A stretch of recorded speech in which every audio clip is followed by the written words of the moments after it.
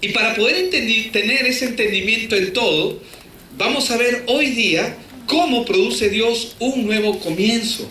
Hermano, los nuevos comienzos es vital en el Evangelio, porque nosotros podemos recibir a Cristo, pero seguir viviendo nuestra vana manera de vivir con la que vivíamos antes. Yo estoy seguro que el drogadicto que dejó de ser drogadicto no quiere volver a la droga. Quiere vivir limpio. Amén. Porque sabe lo que la droga, el alcohol o cualquier tipo de adicción hace en la vida de una persona. A dónde lo somete y a dónde lo lleva. Entonces, ¿cómo es que Dios produce un nuevo comienzo? Y yo quiero que podamos ir rápidamente a la palabra, y ustedes lo tienen en pantalla, en Juan 3, verso del 3 al 5, dice: respondió Jesús y le dijo, está hablando el Señor Jesucristo con Nicodemo, que era un sacerdote judío, un principal entre los judíos, es decir, era una persona no solamente importante, sino con cargo dentro de la sociedad judía. Pero ellos comenzaron a ver las obras que Jesús hacía, y a través de las Escrituras ellos podían ver, no necesariamente con claridad, pero veían que Jesús era aquel hombre, aquel Mesías del cual hablaban las Escrituras. Y se le acerca a Jesús de noche y le dice, de cierto, le dijo: Señor, sabemos que has venido de Dios, porque nadie puede hacer las obras que tú haces si Dios no estuviera contigo. Y Jesús le responde aquí en Juan 3, le dice, respondió Jesús y le dijo: de cierto te digo. Es como decir, te aseguro y te recontraseguro, que el que no naciere de nuevo no puede ver el reino de Dios. Entonces nadie que no haya nacido de nuevo puede ver el reino de Dios. No puede ver el reino de Dios. Nicodemo le dijo: ¿cómo puede un hombre nacer siendo viejo? ¿Puede acaso entrar por segunda vez en el vientre de su madre y nacer? Respondió Jesús y le dijo: de cierto te digo, que el que no naciere de agua y del Espíritu no puede entrar en el reino de Dios. ¿Qué significa ver el reino de Dios? ¿Qué significa entrar en el reino de Dios? ¿Qué significa ver y entrar en el reino de Dios? Vamos a enfocarnos solamente en qué significa ver el reino de Dios. Ver el reino de Dios es poder ver el plan que Dios tiene para nuestras vidas. Muchos de nosotros no estamos viviendo la vida que queremos. Muchos no están viviendo la vida que Dios tiene planeada para sus vidas. Vivimos vidas, en muchos casos, infelices. En muchos casos, simplemente rutinarias. Simplemente ya se acepta lo que se vive. Pero hermanos, ese no es el plan de Dios. Amén. ¿Qué significa ver el reino de Dios? Ver el reino de Dios es ver el plan. Pero para poder ver el plan de Dios, tenemos que empezar de nuevo. Por eso es que mientras estábamos haciendo y celebrando juntos la Santa Cena, podíamos ver lo que la Santa Cena es y representa. Un nuevo comienzo. Diga conmigo, un nuevo comienzo. Entonces, empezar de nuevo, dejando atrás todo aquello que nos ha hecho daño, que nos ha perseguido, todo aquello que no queremos y que no deseamos tener en nuestra vida. Jesús le dijo a Nicodemo que para ver el reino de Dios, es decir, ver el plan de Dios en su vida, primero es necesario nacer de nuevo. Sin nacimiento no podemos entrar al reino de los cielos. Amén. Sin nacimiento, sin nacer de nuevo, no podemos entrar y no podemos ver. En primer lugar, ver. Porque Dios lo primero que nos permite es ver. Amén. Diga conmigo, ver. Hermano, el ver es poder disfrutar del plan que Dios tiene para nosotros. ¿Cuántos se gozan en ese plan? Amén. Aunque quizás no lo vemos todavía con claridad, pero debes de gozarte. José no vio el plan al inicio, pero podía gozarse. José, el que fue segundo de Faraón. David, Dios le dijo que iba a ser rey de Israel, y él no podía ver de repente quizás el plan, pero él confió en lo que Dios le dijo, Y él sabía que Dios tenía un plan para su vida y que ese plan se iba a realizar. Sí o sí. Amén. Amén. Pero para ver el reino de Dios es necesario nacer de nuevo. Habíamos visto también anteriormente, en el mensaje de la semana pasada, la necesidad de que el Señor nos dé entendimiento. Diga conmigo, entendimiento. En todo. Así es, necesitamos tener entendimiento en todo. Y vimos que hay dos cosas importantes que todo hombre en esta tierra debe de recibir. Primero es la salvación, por el cual nacen de nuevo a través de Cristo Jesús, una nueva naturaleza. Y lo otro que todo hombre debe de recibir es las respuestas, es el entendimiento en todo. ¿Por qué? Porque cuando uno comienza a tener entendimiento, esto va a podernos permitir recibir las respuestas que estamos necesitando. ¿Cuántos quieren ver respuestas en sus vidas? Tienes que tener entendimiento. ¿Cómo adquiero el entendimiento? A través del Espíritu Santo y la palabra de Dios. Él es el único que nos puede dar entendimiento. Hermanos, no estoy hablando de conceptos teológicos. No estoy hablando de tener, como lo dijo Cristian, como lo dijiste el domingo pasado al final. Tú lo dijiste de una manera muy práctica. Conceptos. Datos. No se trata de tener datos. Porque yo puedo saber que Jesús es el Señor acá en mi mente, como un dato histórico. Y no necesariamente ese dato está en mi corazón, porque mientras no esté en mi corazón, yo voy a tener un dato y no voy a entender lo que eso representa y lo que eso es. Entonces, para poder entender y poder recibir las respuestas que nosotros estamos necesitando, primero, amén, tenemos que ir al inicio, es decir, al origen de todas las cosas. Y como ustedes ven en el cuadro, ustedes ven un pez que está vislumbrando, ve el océano, pero ¿disfruta de él o no? ¿Por qué no puede disfrutar de él? Porque sigue encerrado. Él está separado de ese plan, ¿verdad? Está separado y no puede verlo. Para poder entender esto tenemos que ir al principio de todo y quisiera ir al siguiente cuadro. Porque la Biblia nos enseña en Génesis 1:1 y verso 2 también, que en el principio creó Dios los cielos y la tierra. Y la tierra estaba desordenada y vacía, y las tinieblas estaban sobre la faz del abismo, y el Espíritu de Dios se movía sobre la faz de las aguas. Vamos al siguiente cuadro, por favor.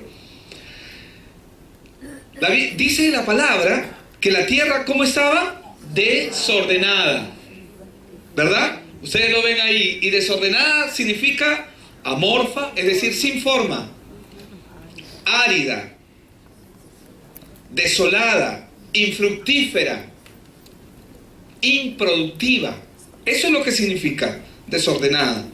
Vacía significa desocupada, libre, disponible. Así quedó la tierra después que Dios la creó. Alguien cometió un cataclismo ahí. Y no voy a entrar a ese punto, pero dice que la tierra también había tinieblas sobre la faz del abismo, ¿verdad? Y esas tinieblas, las tinieblas sobre la faz son un velo denso de oscuridad total y absoluta, plena, completa y tupida. Es densa. La oscuridad que el hombre tiene cuando nace en esta tierra es total. Y vemos, siguiente diapositiva, que cuando Dios creó al hombre, dice la palabra que lo creó a partir del polvo, lo hizo, ¿verdad? Podemos pasar al siguiente cuadro. Y quiero que usted vea la comparación, porque he querido introducir con esta parte. Esto es muy importante. Como consecuencia del pecado, el hombre vive una vida desordenada. Es decir, y ese desorden le trae una crisis de identidad. Por eso es que el hombre busca ser algo, ser especial. ¿Cuántos quieren ser reconocidos aquí? Amén. Todos, sin excepción. Todos queremos ser amados, ser reconocidos, ¿verdad? Es parte de la naturaleza del hombre. El hombre vive desordenado, sin identidad, vacío, trata de llenar su vida con cosas como el alcohol, la fama, el sexo, el dinero, los refugios emocionales, pero vive en tinieblas. Y como vive en tinieblas, todas sus áreas están en tinieblas, es decir, su área espiritual está muerta.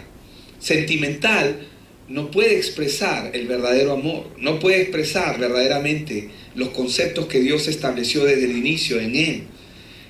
Es un ser emocional y esto afecta a su vida económica, a su vida familiar. Cuando nosotros vemos en Génesis 2:7 que cuando Dios formó al hombre del polvo de la tierra, sopló en él aliento de vida y el hombre fue un ser viviente. Ahora, empezar de nuevo es el clamor que toda persona tiene en su vida después de un fracaso. A veces pensamos que los fracasos son malos, pero hermanos, los fracasos no son malos. Amén. Pareciera que estamos cambiando las cosas, pero no estamos cambiando nada. Los fracasos son buenos. Amén. Los fracasos son buenos porque nos hacen ver, nos hacen reflexionar. Cuando algo no sale bien, o simplemente cuando no estamos satisfechos, uno comienza a reflexionar, a meditar. Si realmente queremos tener un nuevo comienzo, un empezar de nuevo, primero debemos de conocer cuál es el verdadero origen del problema. Y sabemos que el origen del problema en el ser humano es que el hombre nace estando separado de Dios. Yo quiero ir un ratito y yo quiero que Stephanie me pueda seguir posiblemente con algunos versículos que no le he dado ahí, pero que también los vamos a tocar. Yo quiero remontarme como cuando Dios escoge a su pueblo. Dios escoge un pueblo, es su pueblo.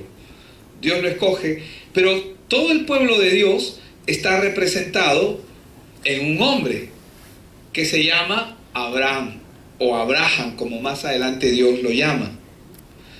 Abraham fue un hombre llamado por Dios. ¿Cuántos de los que están aquí han sido llamados por Dios? Amén. La Biblia dice que nadie puede venir a mí si el Padre no le trajere. Usted y yo hemos sido llamados por Dios. ¿Estamos de acuerdo? Amén. Abraham fue llamado por Dios de Ur hacia la tierra prometida. Es decir, hacia el lugar donde Dios estableció para él. En el camino, Abraham enfrentó diferentes dificultades, comenzaron a buscar nuevos pastos. En la ruta, mientras estaba caminando, Dios los llevó y ellos se refugiaban inicialmente en tiendas de campaña. Pero hubo una gran sequía que hizo de que Abraham retrocediese y vaya a Egipto. ¿Cuántos saben que cuando hay un gran problema, qué es lo primero que tenemos que hacer? Preguntar, Señor, ¿qué estás haciendo? Amén. No es un reclamo, sino al contrario, porque nosotros estamos caminando, pero ¿quién está arriba? El Señor está encima de nosotros, ¿verdad? Y cuando hay un problema que está ocurriendo, nosotros tenemos que inmediatamente decirle, Señor, ¿qué estás haciendo? O sea, ¿por dónde es? Porque si algo está pasando, es porque tú me estás hablando. ¿Cómo sé eso? Porque yo soy su escogido. Porque yo soy su hijo. Porque yo soy el amado de él. Amén. Ay, el pastor nomás. Tú también. Amén. Sonríe. Sonríe más, pues. Dale un codazo al de tu lado y le oye, sonríe. No te duermas. Amén. Entonces, ¿qué pasó? Abraham, ¿qué tuvo que hacer? Él debería haber preguntado a Dios. Pero como él no quiso preguntar a Dios, fue sabio en su propia opinión. ¿Y qué dijo? En comida y Egipto, me voy a Egipto. Y él bajó a Egipto a pesar de que no era el plan de Dios. Porque Dios lo llamó ¿para qué? Para que entre a la tierra prometida. Vinieron las dificultades y las dificultades llegaron. Y mientras llegaron las dificultades, ¿qué ocurrió con él? Él agarró ¿Buscó a Dios en medio de las dificultades? No, tomó su decisión. Y él hizo algo coherente aparentemente. Él hizo algo de acuerdo a sus expectativas. No, yo creo que ¿cómo le voy a consultar a Dios estas cositas? No, Dios, estas cositas no hay que consultárselas. Si es evidente que allá hay comida, mejor nos vamos allá. Y le dijo a Sara, nos mudamos para Egipto. No te pongas muy bonita porque vas a traer a mucha gente. Entre ellos, y ya ustedes muchos conocen quizás parte de la historia de lo que estoy hablando, no me quiero enfocar ahí, pero me quiero enfocar en que Abraham retrocedió, luego regresó, pero luego también hubo hambre en la época de Jacob, y Jacob hubo algo en medio de los hijos de los hijos de Jacob de Israel. José fue vendido por sus hermanos y fue llevado a Egipto, pero como esclavo, como un esclavo. Entonces, todos, ya casi la mayoría conoce, pero si usted no conoce la historia de José, José fue vendido como esclavo, pero José llegó a ser el segundo de Faraón. Halló gracia y salvó a mucho pueblo a través de las obras que Dios hizo con él, pero también salvó a su pueblo. Y algo que ocurrió con el pueblo de Abraham, porque todos ellos ya eran descendencia de Abraham, es que ellos se establecieron en Egipto, porque cuando José le compartió a Faraón sobre su familia, Faraón le dijo: invítalos, que vengan aquí, que se queden aquí, son mis huéspedes. Y ellos se establecieron en Egipto. Entonces, José, hijo de Jacob, había hallado el favor con el faraón y ellos fueron invitados y entraron a una tierra que no era la tierra prometida. Y allí por primera vez comenzaron a disfrutar de una sensación de pertenencia, una vida tranquila, una vida sosegada, es decir, calmada, y comenzaron a multiplicarse. Y llegado un momento, un faraón que no conocía a José, después se sintió preocupado porque no entendía cómo hay tantos hebreos aquí en Egipto, dijo. Entonces, los hebreos estaban felices, ellos estaban cómodos ahí. Pero él agarró y dijo: no, esto está peligroso. Y este faraón se olvidó de José. Pero hermanos, lo que yo quiero que usted pueda enfocarse ahora y ver en esta parte es que el plan de Dios para su pueblo no fue Egipto. Pero estaban en Egipto y estaban cómodos, ¿verdad? ¿Me está siguiendo, verdad? Porque cuando Dios lo llamó a Abraham, ¿qué le dijo? Sal de tu tierra y de tu parentela a la tierra que yo te mostraré.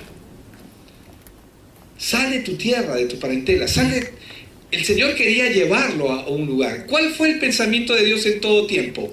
Tengo un plan para ti. Amén. ¿Cuál es el pensamiento de Dios para ti? Para mí, que estamos hoy día. Tengo un plan para ti. ¿Me dejo entender?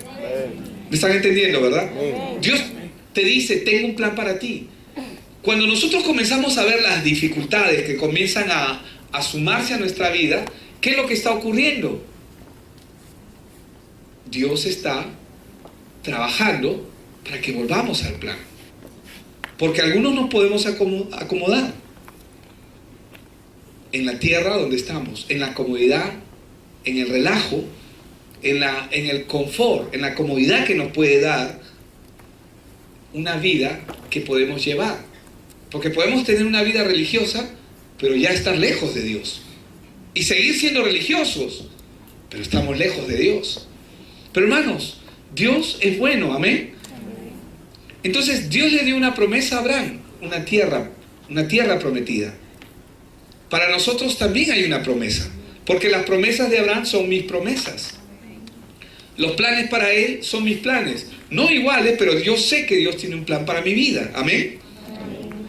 Entonces,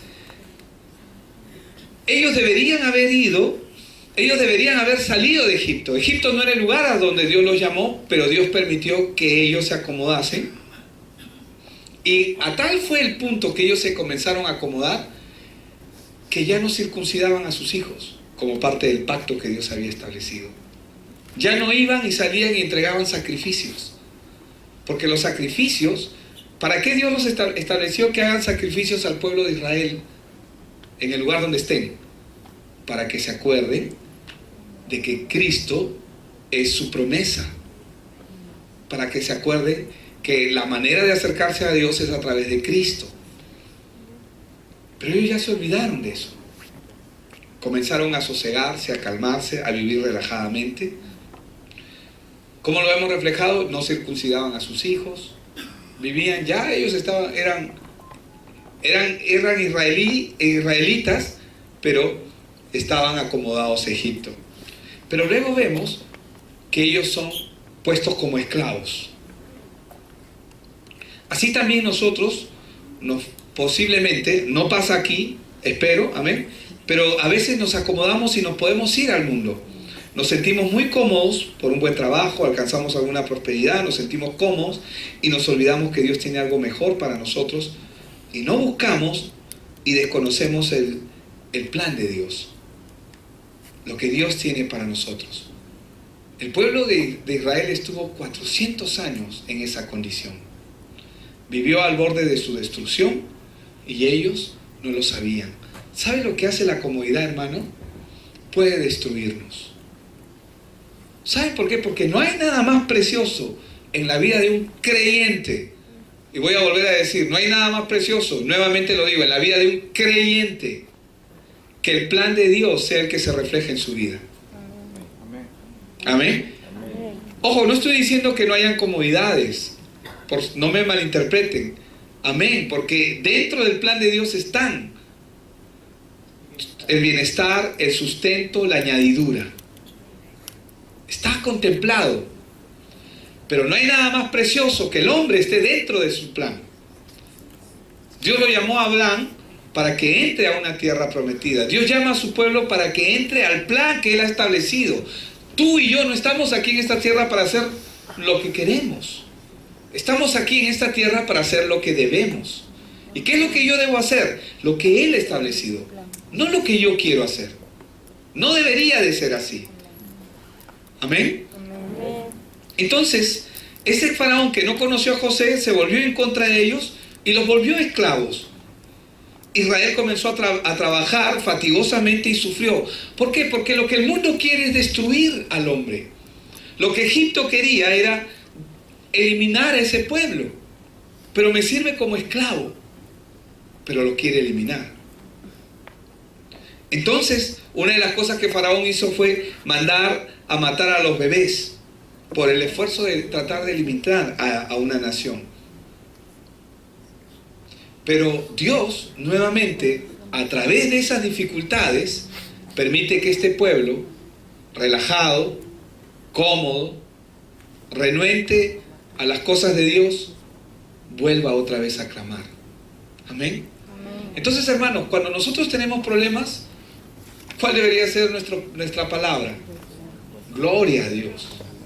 Ay, pastor, gloria a Dios. Ay, pastor, no me gusta. Gloria a Dios.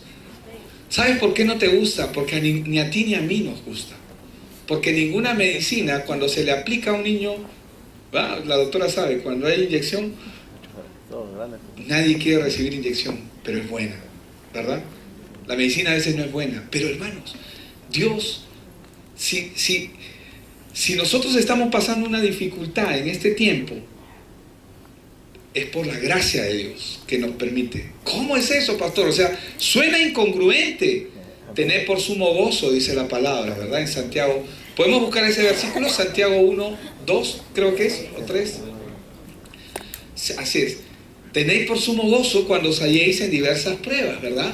Sabiendo que, hermanos míos, tenéis por sumo gozo cuando os halléis en diversas pruebas. Entonces, ¿podemos saber que Santiago entendía esto o no? Amén. Pero muchos de nosotros no lo entendemos. Amén. Muchos de nosotros no entendemos, porque cuando vienen las dificultades nos angustiamos, se nos baja la moral, se nos bajan las defensas, podemos entrar en depresión. Pero hermanos, este mensaje es justamente para que tú entres en fortaleza y en visión. Porque el plan de Dios sobre tu vida no ha cambiado, el llamado no ha cambiado. Tú sigues estando en la mano del Señor y lo que el Señor tiene para ti es grande. Quiere que lo veas. No veas las circunstancias, ve el plan de Dios. Porque esa circunstancia puede ser un trampolín para algo mejor. Aunque suene, no sé cómo ha sonado, no me gusta usar esa palabra, pero es el acceso que nos permite conocer y ver el plan de Dios. Los problemas son el acceso que nos sacan de nuestras circunstancias y nos involucran a ver lo que Dios tiene para nosotros cuando clamamos a Él. Porque lo peor que nosotros podemos hacer es ser tercos y en vez de acercarnos a Él, por engaño de Satanás, nos alejamos. Amén. Pastor, hoy día no tengo ánimo de ir a la iglesia. Ya después te explico, después te cuento. Y se quedan en casita. Y el enemigo ahí, qué bien, este se quedó. Bueno, que descanse un ratito, media hora le voy a dar. Y comienza a seguir haciendo sus planes, trabajando en su mente.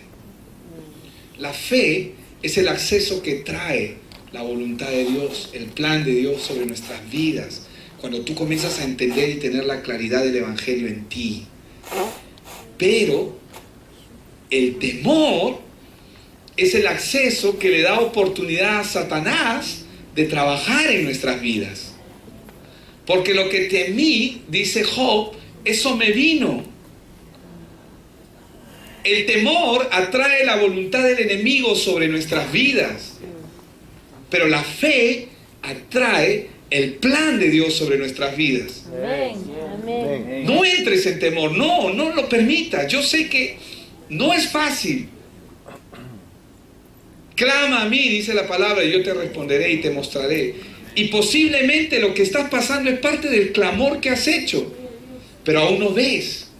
Porque Él dice, yo te mostraré cosas grandes y ocultas que tú no conoces. Clama a mí, yo te responderé y te mostraré cosas grandes y ocultas que tú no conoces. Amén. Hermanos, cada vez que nosotros pasamos una prueba, somos más fortalecidos. Amén. ¿Pero fortalecidos en qué, pastor? En Jesucristo. Amén. En conocerle a Él. En saber quién es Él. Lo que Él tiene para nosotros, para nuestras vidas. Lo que Él verdaderamente representa. ¿Fortalecernos en qué? En caminar correctamente. Amén. Tenemos que aprender. El pueblo de Dios clamó en su esclavitud y Dios los escuchó. ¿Por qué los escuchó? Porque Dios se acordó del pacto que tenía con Abraham. Porque Dios los sacó a Abraham para que entre a una tierra prometida. Pero ellos, el pueblo, la descendencia de Abraham, ya estaban acomodándose al mundo. Hermanos, este mundo no es nuestro destino final. No significa que no vamos a hacer lo que tenemos que hacer, por si acaso. Pero sépalo bien, este mundo no es nuestro destino final. Me refiero a este tiempo. El plan de Dios es lo que tenemos que hacer en esta tierra. El deseo de Dios es lo que tenemos que establecer en esta tierra. Este mundo nos va a querer vislumbrar, va a querer que nos negociemos nuestro compromiso con Dios, nuestro evangelio. Pero la sangre de Cristo, hermano, es demasiado alta como para poder negociarla. Entonces, es necesario que algunas actitudes sean eliminadas en nuestras vidas. Es necesario que algunas cosas antiguas, comportamientos sean eliminados en nuestras vidas. Es necesario, así como en el pueblo de Israel, cuando Dios le habla en Deuteronomio 8, yo te afligí, te hice pasar hambre. Dios le está diciendo a su pueblo, yo te afligí. Le dice, yo te hice pasar hambre, te angustié, para que sepas lo que hay en tu corazón. 40 años. Para que sepas, porque Dios ya sabe lo que hay en nuestro corazón. El problema no es Dios, el problema somos nosotros que no sabemos qué cosa es lo que hay en nuestro corazón. y caminamos con cosas en nuestro corazón que pensamos que están bien. Podemos caminar con comportamientos que hay en nuestro corazón que los aceptamos, con pensamientos que hay en nuestra cabeza que pueden descender a nuestro corazón y que también los permitimos. Pero Él nos va a afligir, nos va a angustiar, nos va a pasar hambre para que sepamos qué hay en nuestro corazón. No para que lo sepa, Él ya sabe todo acerca de nosotros. Pero Él quiere enseñarnos a nosotros. Amén. Entonces, esa es la razón por la cual nosotros necesitamos un nuevo comienzo. Y lo primero que Dios establece con el pueblo de Israel cuando lo saca de Egipto, lo primero que Él hace, los manda, antes que los saque, los manda a hacer sacrificios. ¿Quieren acercarse a mí? Esta es la forma. Cristo Jesús. No hay otra manera. Los corderos, los sacrificios representan al Hijo de Dios, que es la única forma en que nosotros podemos acercarnos. No existe otra manera de acercarnos a Él. Esa es la forma que Dios ha establecido y que Él quiere que nosotros aprendamos a caminar. Entonces, cuando vemos un versículo como 2 Corintios 5:17, de modo dice que si alguno está en Cristo, ¿qué dice? Nueva criatura es, las cosas viejas pasaron, he aquí todas son hechas nuevas. Para que este texto sea real en nuestra vida, la condición es estar en Cristo. Es muy importante, porque ¿qué significa estar en Cristo, hermano? Significa estar dentro de Él. Es aceptar el sacrificio que Él hizo por nosotros y entender ese sacrificio. Una vez que está Cristo en nuestro corazón, porque si Cristo no está en nuestro corazón, el plan de Dios no se puede ejecutar. ¿Se acuerdan con el verso que iniciamos? Nadie puede ver el reino de Dios si no nace de nuevo. Y la manera de nacer de nuevo es a través de Cristo. Él es el que permite el nuevo nacimiento. Ahí en Juan 3:5 dice que hay dos nacimientos, del agua y del espíritu. O sea, él habla del primer nacimiento natural y el segundo nacimiento, que es el espiritual. Es necesario que el hombre que ve el reino de Dios tiene que nacer dos veces. Ahora, una vez que Cristo está en nosotros, la Biblia dice que las cosas viejas pasaron. Es decir, desaparecen. Pero no desaparecen de nuestra mente, ¿verdad? Pero hermanos, Dios ya en sus archivos ya las eliminó, ya las anuló. Entonces, la mayor parte de las veces que nos aferramos a cosas de nuestro pasado, cosas viejas, y es increíble sentir y ver cómo estas, que se traducen en creencias, comportamientos, actitudes, prácticas, malos recuerdos, malas experiencias o experiencias vividas, siguen formando parte de nuestra vida. El trato de Dios es para limpiarnos, amén. Es para limpiarnos, es para quitar todo eso. A veces deseamos cosas nuevas en nuestra vida, pero nos cuesta desechar las viejas que tanto daño nos hacen. Hermano, ¿sabes? Cuando tú botas un mueble viejo, el nuevo va a venir. Ay, pastor, pero mi mueble... No, por si acaso, no estoy mandando a nadie que bote sus cosas. Pero ¿cómo va a venir lo nuevo? Cuando lo viejo salga. Amén. ¿Quieres cambiar de closet? Bueno, hay que cambiar de closet también, ¿no? Pero ¿quieres cambiar de ropa? Hermano, regala la ropa. Pero no, la vieja ya, pues bótala, ¿no? Pero ¿quieres lo nuevo? Tienes que echar lo viejo. Entonces, deseamos cosas nuevas para nuestra vida, pero lo nuevo y lo viejo no pueden convivir juntos. Porque uno estropeará al otro. Y es la mezcla del evangelio.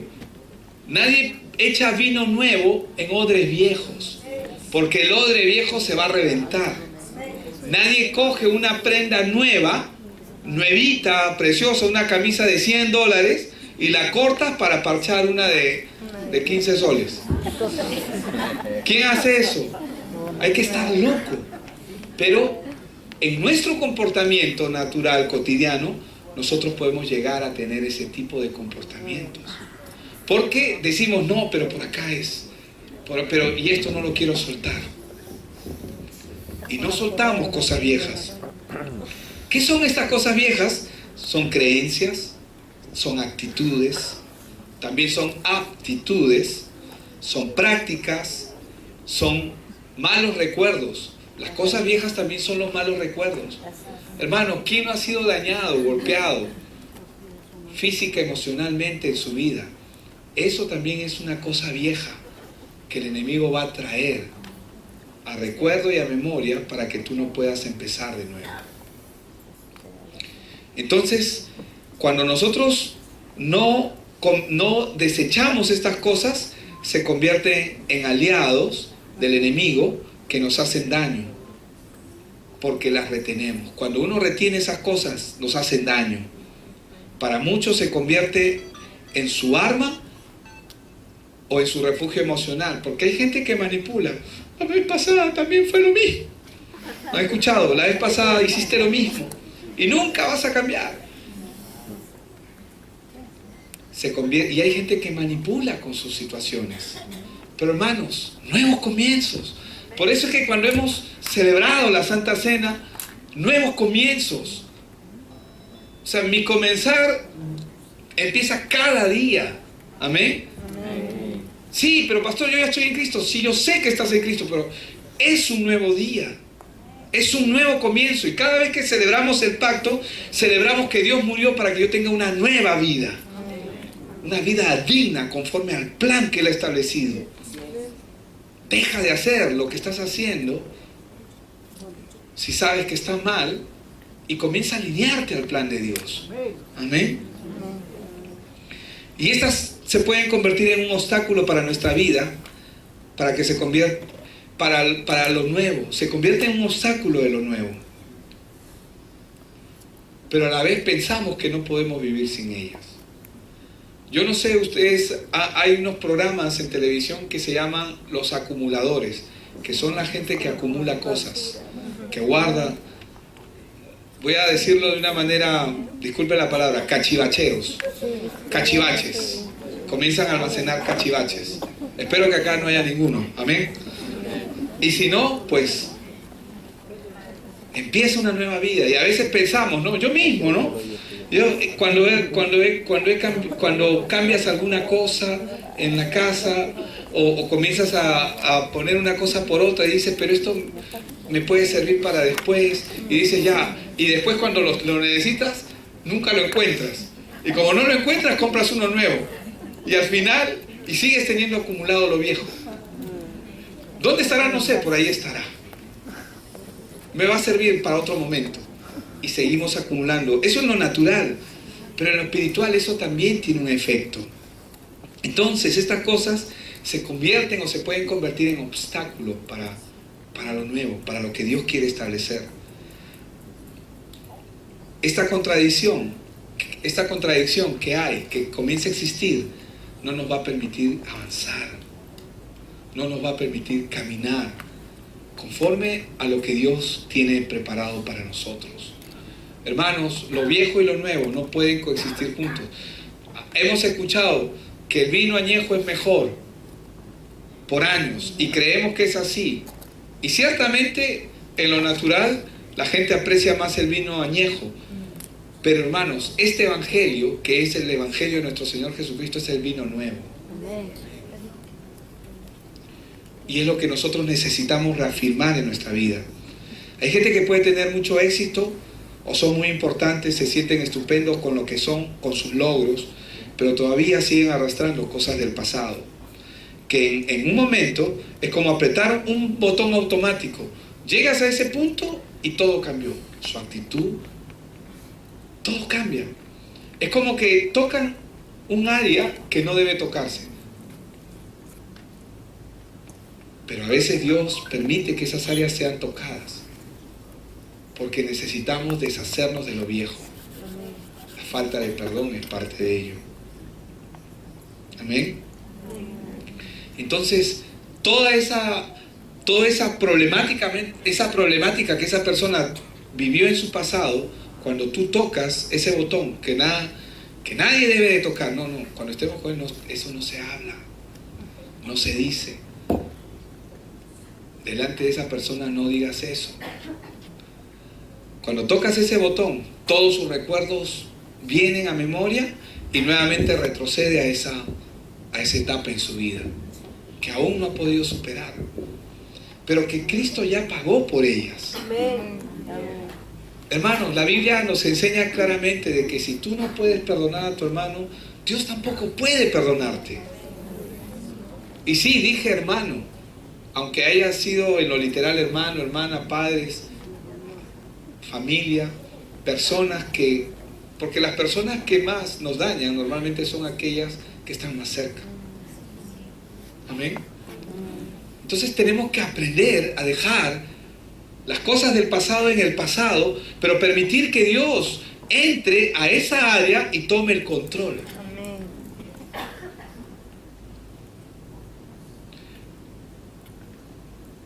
A veces pensamos, no, ya todo está solucionado, no, yo ya lo perdoné. Pero cuando tú tocas esa área, ¡prum!, todo cambia. ¿Por qué? Porque el pasado todavía está presente.